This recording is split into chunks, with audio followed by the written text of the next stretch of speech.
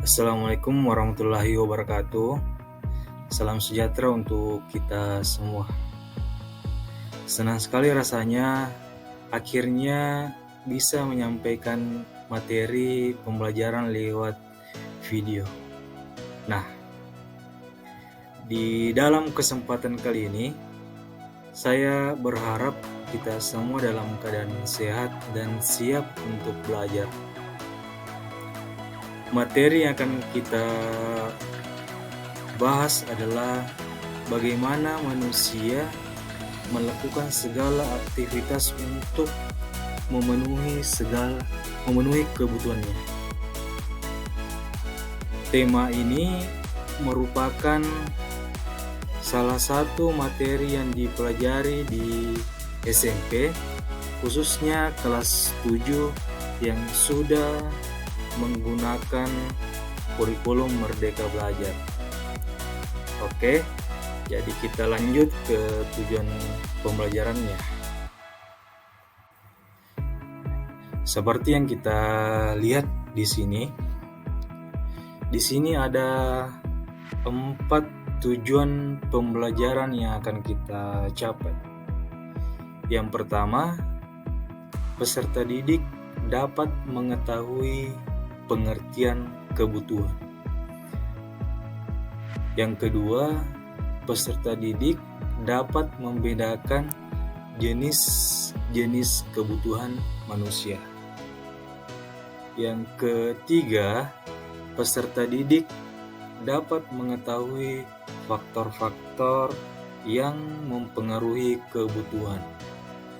Yang terakhir atau yang keempat, peserta didik dapat mengetahui jenis-jenis alat pemuas kebutuhan.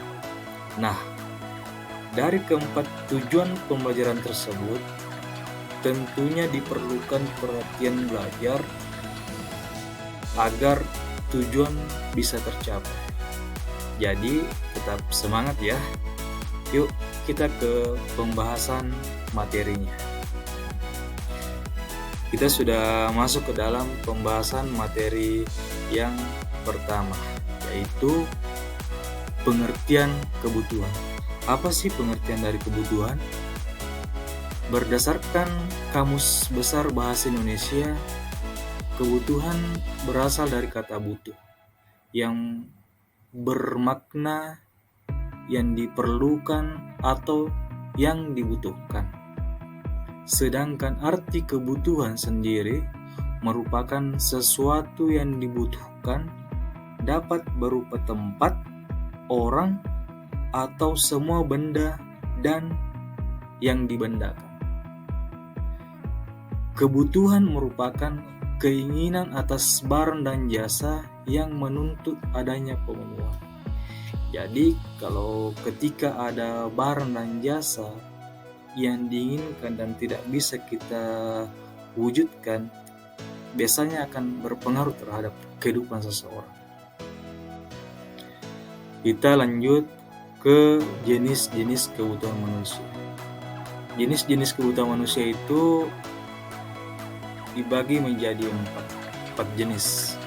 Yang pertama, kebutuhan berdasarkan tingkat kepentingan. Yang kedua, berdasarkan waktu pemenuhannya. Yang ketiga, berdasarkan sifat. Dan yang keempat, berdasarkan subjek.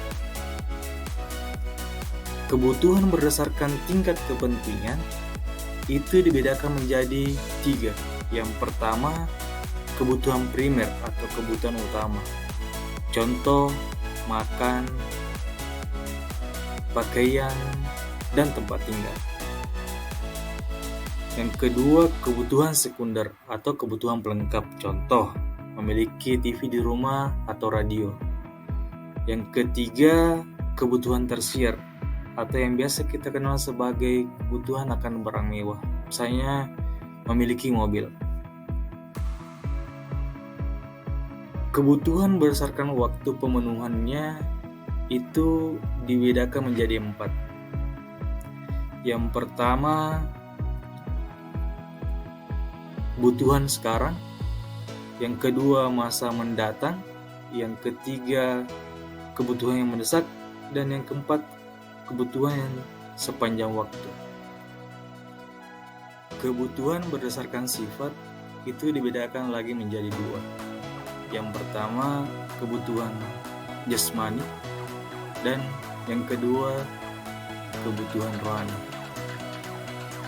Kebutuhan berdasarkan subjek itu juga terbagi menjadi dua, yaitu kebutuhan individu dan kebutuhan kelompok. Jadi itulah tadi jenis-jenis kebutuhan manusia dan sebagian contohnya.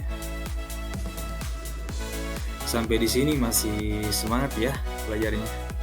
Kalau masih semangat, kita lanjut ke faktor-faktor yang mempengaruhi kebutuhan. Di sini ada 8 faktor yang mempengaruhi kebutuhan. Yang pertama yaitu tentang jenis kelamin. Yang kedua, tingkat pendidikan. Biasanya tingkat pendidikan, tinggi rendahnya tingkat pendidikan itu juga mempengaruhi kebutuhan manusia. Dan yang ketiga, lingkungan tempat tinggalnya.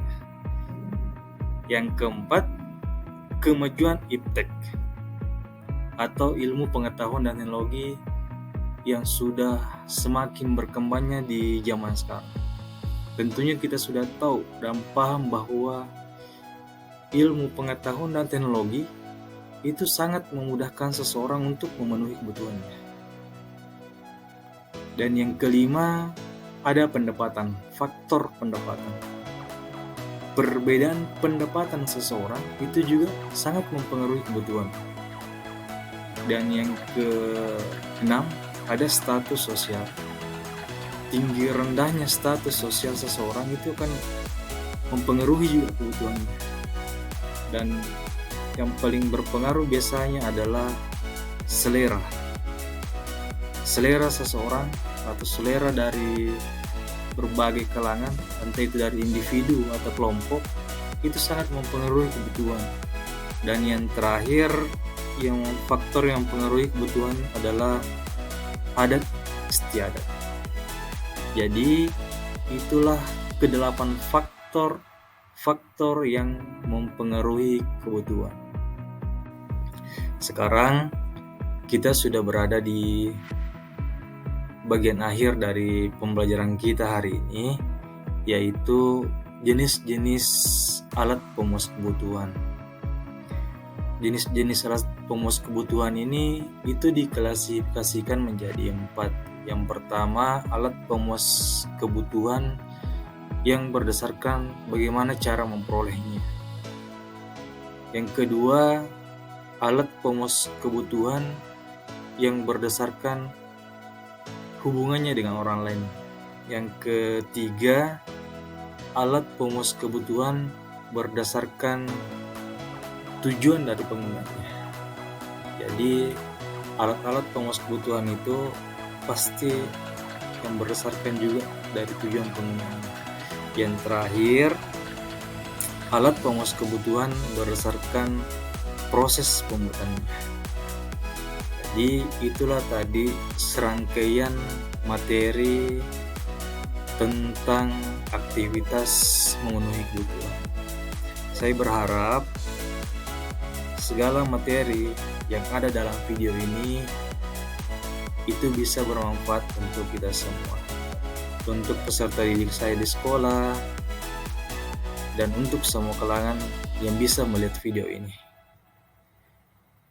Nah, kalaupun ada kesalahan pengucapan atau ada kesalahpahaman, mungkin bisa dikoreksi demi kesempurnaan video pembelajaran yang akan saya buat berikutnya. Sekian, wassalamualaikum warahmatullahi wabarakatuh. Salam sejahtera untuk kita semua.